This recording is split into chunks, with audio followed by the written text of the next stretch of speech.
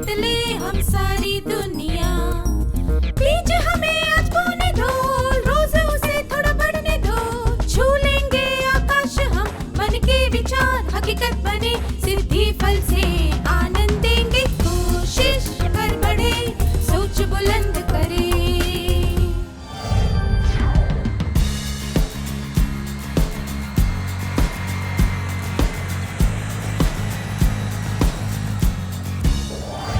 नमस्ते छात्रों, आशा करती हूँ कि आप सब मजे में हैं।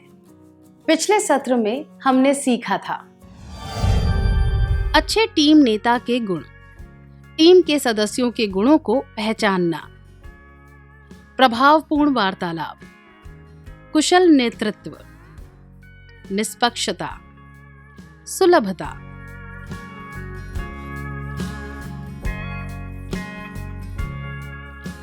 अच्छे टीम सदस्यों के गुण: आत्मविश्वास, विश्वसनीयता, एक दूसरे की बात सुनना, उचित वार्तालाप। क्या हम अच्छे टीम नेता के कुछ और गुणों के बारे में जाने? तो फिर चलिए एक कहानी सुनते हैं। अमर और उसके दोस्त एक प्रतिभावान ड्रामा टीम के सदस्य हैं। आमतौर पर मुख्य किरदार की भूमिका अमर को ही दी जाती है, पर इस बार उसकी शिक्षिका ने यह निर्णय लिया कि होनहार नरेंद्र को मुख्य भूमिका निभाने का मौका दिया जाए। अमर के लिए इस परिवर्तन को स्वीकार करना मुश्किल हो रहा था। जब नरेंद्र ने अभिनय करने के बारे में अमर से कुछ सलाह मांगी, तब अमर ने उसकी मदद नहीं की। किसी न किसी बहाने से अमर ड्रामा की रिहर्सल में बाधा डालता रहा। वह मंच की व्यवस्था और लाइट का प्रबंध करने में भी माहिर है, पर उसने इस काम में रुचि नहीं ली। वह रिहर्सल भी अधूरे मन से कर रहा है। उन्होंने एक प्रतियोगिता में भाग लिया और इससे टीम के प्रदर्शन पर भी असर पड़ा। उनकी टीम हमेशा इनाम जीत कर आती थी। आज वह बिना जीते वापस आई। इस परिस्थिति से बचने के लिए अमर में कौन से गुणों की आवश्यकता थी? क्या हम एक क्रियाकलाप के द्वारा यह जानने की कोशिश करें? आपको स्क्रीन पर कुछ वाक्यांश दिखाए जाएंगे, जिनसे आपको पता चलेगा कि टीम का अच्छा सदस्य बनने के लिए अमर में कौन से गुण होने चाहिए थे। पर इन वाक्यांशों में शब्दों के अक्षरों के क्रम को उल्टा-पुल्टा कर दिया गया है। आपको सही क्रम में अक्षरों को लगाकर वाक्यांश पहचानने हैं। क्या हम शुरू करें?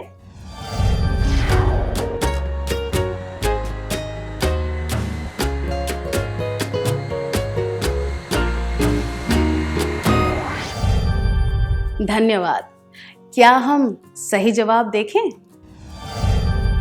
टीम के सदस्य के तौर पर अमर को अनुकूलनशील होना चाहिए, दूसरों का मददगार बनना चाहिए, सहयोग देना चाहिए, टीम की सफलता के लिए अपना अनुभव सबके साथ बांटना चाहिए।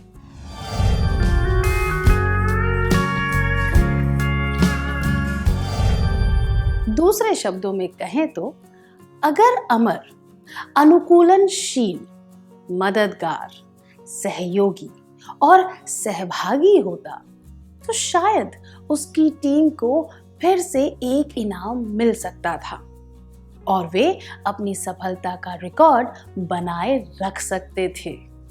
तो टीम के एक कुशल सदस्य में ये गुण होने चाहिए: परिस्थिति के अनुकूल होकर काम करना, सबकी मदद करना, सहयोग देना, अपना अनुभव सबके साथ बांटना।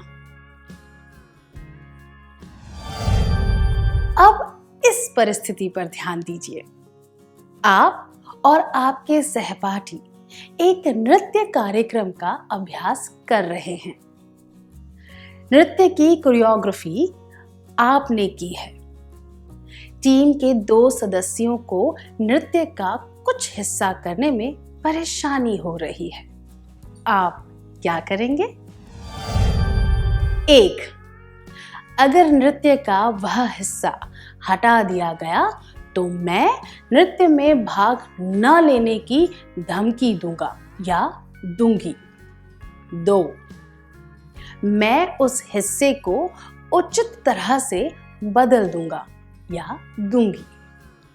3, मैं कहूंगा या कहूंगी कि उन्हें नृत्य करना आता ही नहीं है। नृत्य का एक हिस्सा हटाए जाने की वजह से टीम को छोड़ने की धमकी देना या फिर दूसरों पर इल्जाम लगाना कि उन्हें नृत्य करना आता नहीं है, ये अनुचित व्यवहार है। ये दर्शाते हैं कि आप दूसरों का आदर नहीं करते, सहनशील नहीं हैं और ना ही अनुकूलनशील हैं। टीम का कार्य करते समय ऐसा व्यवहार उचित नहीं होता। नृत्य की कोरियोग्राफी ऐसी होनी चाहिए कि सब लोग नृत्य कर सके या फिर जिन लोगों को नृत्य करने में कठिनाई हो उनकी मदद करें। खुद की इच्छाओं से ज्यादा टीम के काम और लक्ष्य को महत्व देना चाहिए।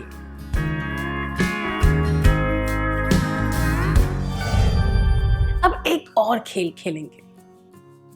आप सभी को अंताक्षरी खेलना तो आता ही होगा। किसी भी गीत की पहली 2 पंक्तियां गानी है और जिस शब्द से गीत खत्म होगा उस शब्द के आखिरी अक्षर से दूसरी टीम गाना गाएगी। इस तरह यह खेल आगे बढ़ेगा, पर ध्यान रहे किसी भी गाने को दोहराना नहीं है, ठीक है?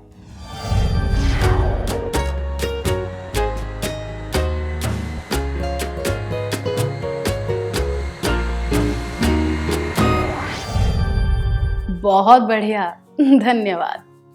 आपने खेल कैसे खेला? 1 मिनट के लिए सोच कर बताइए। जब पहली टीम ने गाना गाया तब दूसरी टीम इस बात पर ध्यान दे रही थी कि इसके बाद उन्हें कौन सा गीत गाना है। जब एक सदस्य गीत के बारे में सोच रहा था तब दूसरे ने तुरंत एक गीत सुझाया। सभी पूरी मस्ती और उत्साह से मिलजुल कर खेल रहे थे। सबने अपनी अपनी भूमिका अच्छी तरह निभाई। जब टीम में उत्साह होता है और सब साथ मिलकर काम करते हैं तो टीम का काम अच्छी तरह होता है। इसीलिए टीम का अच्छा सदस्य बनने के लिए ये गुण महत्वपूर्ण है। टीम के एक कुशल सदस्य में ये गुण होने चाहिए: उत्साह से भाग लेना, पूरा योगदान देना। अब इस परिस्थिति पर नजर डालिए। आपकी टीम और दूसरी टीम के बीच रस्साकशी का मैच है। दोनों टीमें बिल्कुल डटी हुई हैं। आपकी टीम के एक सदस्य की हथेली रस्सी से छिल गई है। उसने रस्सी खींचना छोड़ दिया है और इस वजह से आपकी टीम की ताकत कम हो गई है। आप क्या करेंगे? 1, उस सदस्य पर चिल्लाएंगे और कहेंगे कि उसे दर्द सहन करके रस्सी को जोर से खींचना चाहिए। 2, उसे कहेंगे कि बाकी की टीम सब संभाल लेगी और वह बाहर निकलकर बैठ जाए। 3, टीम के बाकी सदस्यों से कहेंगे कि अब जोर लगाने से कोई फायदा नहीं होगा। क्या दो टीमें आगे आकर इस परिस्थिति का अभिनय करके दिखा सकती है?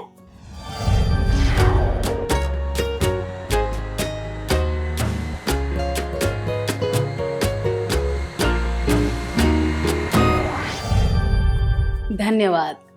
आपने टीम के सदस्य से कहा कि वह बाहर निकलकर बैठ जाए, बाकी की टीम सब संभाल लेगी। आपने दूसरों को जोर से खींचने के लिए प्रोत्साहित भी किया। यह क्या दर्शाता है? आप टीम के सदस्यों की कद्र करते हैं। जब कोई समस्या खड़ी होती है तो उसे सुलझाने की कोशिश करते हैं। ये गुण टीम के सभी सदस्यों में होने चाहिए, क्योंकि इससे टीम का विकास होता है और उसे सफलता मिलती है। दूसरी तरह से देखें तो अगर आप संयम खोकर टीम के सदस्य पर चिल्लाते तो आप दोनों का रिश्ता बिगड़ जाता।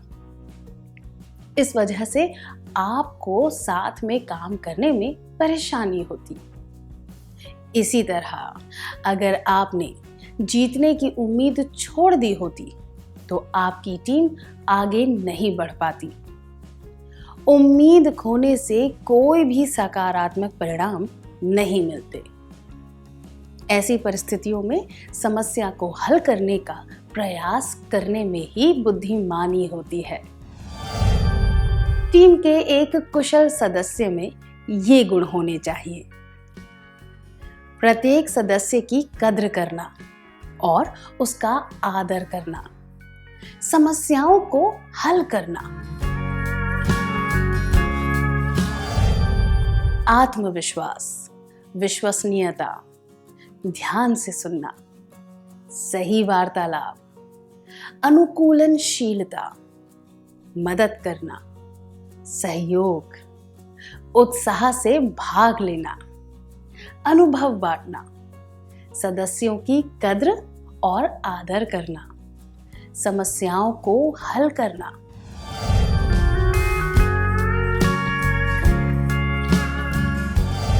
इन सब गुणों को साथ रखकर इन्हें टीम भावना का नाम दिया जा सकता है। संक्षिप्त में कहें तो व्यक्तिगत स्वार्थ से हटकर समूह के हित पर ध्यान देने से और टीम भावना से काम करने से टीम को सफलता मिलती है। मैं दोहराती हूं, व्यक्तिगत स्वार्थ से हटकर समूह के हित पर ध्यान देने से और टीम भावना से काम करने से टीम को सफलता मिलती है। उदाहरण के लिए, जब कोई फिल्म हिट होती है तो सारी प्रशंसा पर्दे पर दिखने वाले कलाकारों को मिलती है, पर फिल्म को सफलता केवल उनकी वजह से नहीं बल्कि उन सैकड़ों कर्मचारियों की वजह से मिलती है जिन्हें कोई देख नहीं पाता। टीम को सफल बनाने में वे भी अपना अमूल्य योगदान देते हैं, पर उन्हें वह प्रशंसा नहीं मिलती जिसके वे हकदार होते हैं। फिर भी वे काम करते रहते हैं। अगर वे यह टीम भावना नहीं दर्शाते तो टीम को सफलता नहीं मिलती। हर एक सदस्य में टीम भावना होनी चाहिए। केवल फिल्म जगत में ही नहीं बल्कि कई क्षेत्रों में लोग पर्दे के पीछे काम करते हैं। अब टिम तारे का ही उदाहरण लीजिए। आप केवल वीडियो में दिखने वाले प्रस्तुतकर्ता को देखते हैं, पर ऐसे कई लोग हैं जिन्होंने ये वीडियो बनाने में अपना योगदान दिया है। कुछ लोगों ने इस सत्रों को बनाने के बारे में सोचा, फिर कुछ लोगों ने इन्हें लिखा, कुछ लोगों ने वीडियो बनाए, कुछ ने संगीत दिया, फिर वीडियो में दिखने वाले एनिमेशन किसी और ने बनाए। डीवीडी बनाने वालों ने इसे डीवीडी का रूप दिया। फिर वे संयोजक तो हैं ही, जिन्होंने ये वीडियो आपको दिखाए। आप तक पहुंचने से पहले अलग अलग लोगों ने अपनी कुशलताओं के अनुसार इसमें अपना योगदान दिया। टीम भावना की वजह से ही यह सफलतापूर्वक आपके सामने आया। टीम भावना वह योग्यता है जिसकी वजह से सब साथ मिलकर काम करते हैं, यह जानते हुए भी कि व्यक्तिगत योगदान के लिए उन्हें कोई सार्वजनिक प्रशंसा नहीं मिलेगी। आइए फिर से कहें, टीम भावना वह योग्यता है जिसकी वजह से सब साथ मिलकर काम करते हैं, यह जानते हुए भी कि व्यक्तिगत योगदान के लिए उन्हें कोई सार्वजनिक प्रशंसा नहीं मिलेगी। मुझे यकीन है कि अब आप टीम भावना के बारे में समझ गए होंगे। अब आपके पास उन सब की सराहना करने का मौका है जिनका योगदान आपको दिखाई नहीं देता। क्या आप उन सब लोगों की सराहना कर सकते हैं जिन्होंने पर्दे के पीछे रहकर आपकी टीम की सफलता के लिए योगदान दिया?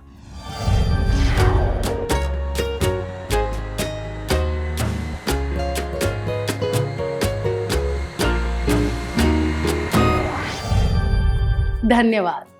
जब हम एक टीम की तरह काम करते हैं, हम एक दूसरे को समझ पाते हैं और स्वार्थ की भावनाओं से ऊपर उठ पाते हैं। हमें इस बात को ध्यान में रखना चाहिए और किसी भी परिस्थिति में टीम भावना दिखानी चाहिए, चाहे वह घर हो, स्कूल हो या फिर कोई और जगह। क्या अब हम सत्र का सार संक्षेप कर लें?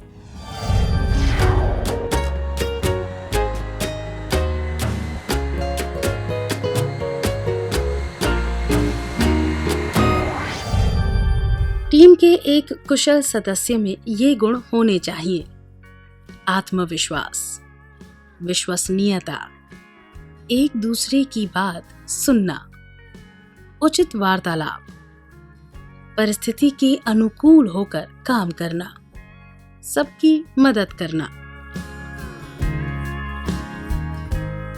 सहयोग देना, अपना अनुभव सबके साथ बांटना, उत्साह से भाग लेना, पूरा योगदान देना, प्रत्येक सदस्य की कद्र करना और उसका आदर करना, समस्याओं को हल करना।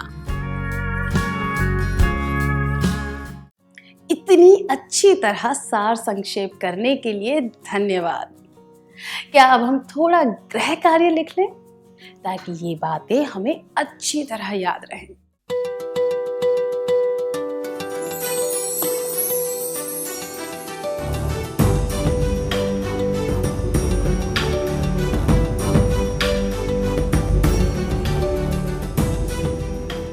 प्रश्न 1।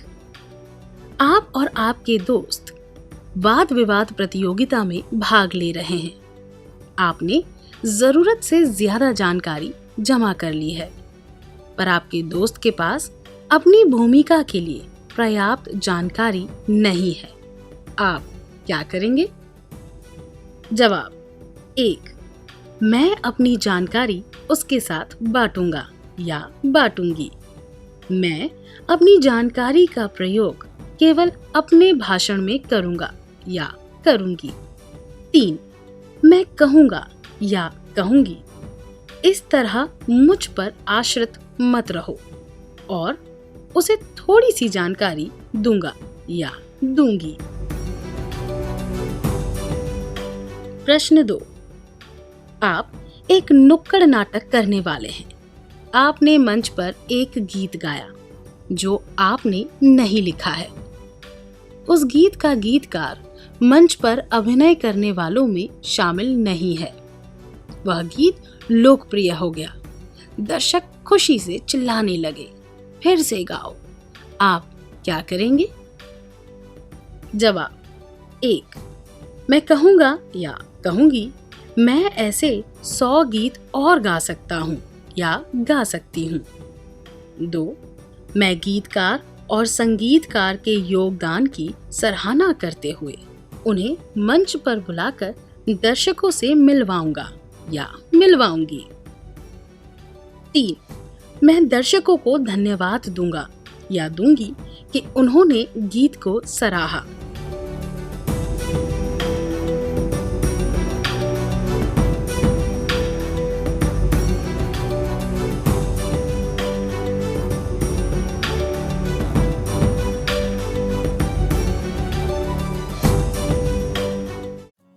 क्या आप अगली बार कार्य पूरा करके लाएंगे?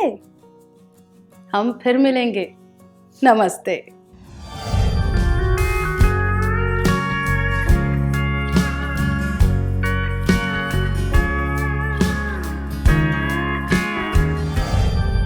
नमस्ते छात्रों, क्या हम गृह कार्य के उत्तर जांच लें?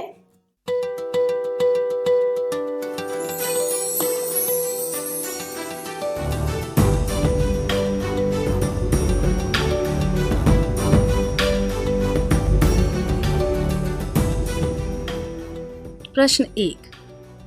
आप और आपके दोस्त वाद विवाद प्रतियोगिता में भाग ले रहे हैं। आपने जरूरत से ज्यादा जानकारी जमा कर ली है, पर आपके दोस्त के पास अपनी भूमिका के लिए पर्याप्त जानकारी नहीं है। आप क्या करेंगे? यह जवाब: मैं अपनी जानकारी का प्रयोग केवल अपने भाषण में करूंगा या करूंगी अनुचित है, क्योंकि यह दर्शाता है कि आप स्वार्थी हैं और टीम के सदस्य की मदद नहीं करना चाहते। यह जवाब: मैं कहूंगा या कहूंगी इस तरह मुझ पर आश्रित मत रहो और उसे थोड़ी सी जानकारी दूंगा या दूंगी भी अनुचित है, क्योंकि यह दर्शाता है कि आप टीम के सदस्यों की मदद नहीं करना चाहते और उनके साथ अशिष्ट तरीके से बात करते हैं। जबकि यह जवाब: मैं अपनी जानकारी उसके साथ बांटूंगा या बांटूंगी उचित है, क्योंकि यह दर्शाता है कि आप निस्वार्थ मन से टीम के बारे में सोचते हुए टीम के सदस्यों के साथ अपनी जानकारी बांटना चाहते हैं। आपका जवाब क्या है?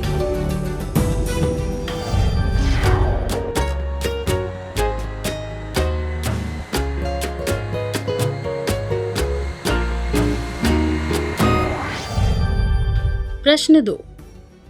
आप एक नुक्कड़ नाटक करने वाले हैं। आपने मंच पर एक गीत गाया जो आपने नहीं लिखा है। उस गीत का गीतकार मंच पर अभिनय करने वालों में शामिल नहीं है। वह गीत लोकप्रिय हो गया। दर्शक खुशी से चिल्लाने लगे, फिर से गाओ। आप क्या करेंगे? ये जवाब: मैं कहूंगा या कहूंगी मैं ऐसे 100 गीत और गा सकता हूँ या गा सकती हूँ और मैं दर्शकों को धन्यवाद दूंगा या दूंगी कि उन्होंने गीत को सराहा अनुचित है। ये दर्शाता है कि आप टीम के प्रयास को व्यक्तिगत प्रयास बता रहे हैं, जबकि यह जवाब: मैं गीतकार और संगीतकार के योगदान की सराहना करते हुए उन्हें मंच पर बुलाकर दर्शकों से मिलवाऊंगा या मिलवाऊंगी उचित है, क्योंकि यह दर्शाता है कि आप पर्दे के पीछे काम करने वाले लोगों के योगदान का आभार मानते हुए उनकी सराहना कर रहे हैं। आपका जवाब क्या है?